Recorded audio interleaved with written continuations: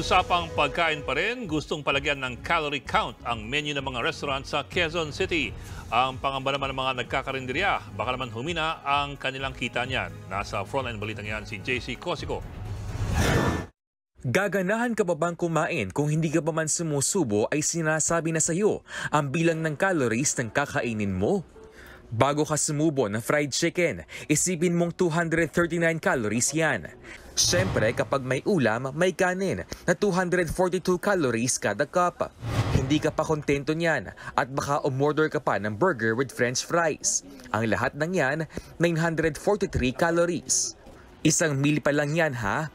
Isipin mo, para ma-burn ito, kailangan tumakbo sa loob ng isang oras. Kaya naman desidido ang Quezon City LGU na ipatupad ang Calorie Labeling Ordinance. Sa ilalim niyan, palalagyan ng calorie count ang menu ng mga big-time restaurant sa lungsod. Pirma na lang ni Mayor Joy Belmonte ang hinihintay para maipatupad yan. Ayon sa Quezon City LGU, mahalagang magabayan ng publiko tungkol dito, lalo't dumarami ang mga obese na risk factor ng mga nakamamatay na sakit sa Pilipinas. Katunayan, base sa datos ng DOST Food and Nutrition Research Institute, mula 2015, makikitang pataas ang trend ng mga overweight at obese na mga nasa edad 20 hanggang 59.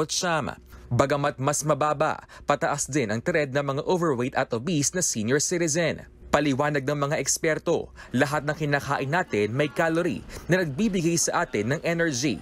Pero kung di mabuburn ng calories, magiging taba ito. Pwede ang maging risk factor ng iba't ibang klase ng sakit, gaya ng diabetes, hypertension at sakit sa puso na kabilang sa mga nangungunang sanhi na pagkamatay sa Pilipinas. Kung ipatupad ang mga ordinansa, paano naman kaya ang mga karinderya? Baka raw makaapekto ito sa kanilang kita. Kasi po, mag-ano na rin yung tao, mag-control na din yan, kumain.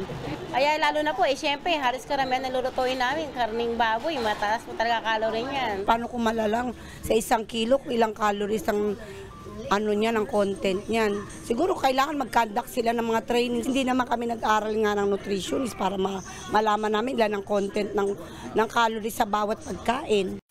Paglilinaw ng QCLGU para pa lang sa mga malalaking restaurant at food chain ng Calorie Labeling Ordinance. Hindi pa kasama riyan ng mga karinderya. Sakali namang isama sila, tutulungan sila ng LGU. Pati ang Department of Health, suportado naman ang paglalagay ng calorie count. Kasi importante, alam natin yung bilang. Baka bili lang tayo ng bili, kain lang tayo ng kain. Para siyang pera na pagka inipon natin, nagbabangko tayo, yun nga lang, hindi siya sa bangko pupunta, sa bewang siya pumupunta. Pero paalala pa ng DOH, dapat pa rin niyang sabayan ang pag-ehersisyo at sapat na tulog.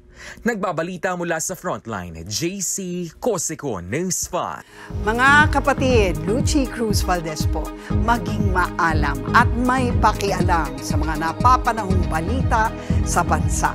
Tumutok at mag-subscribe sa News 5 social media pages.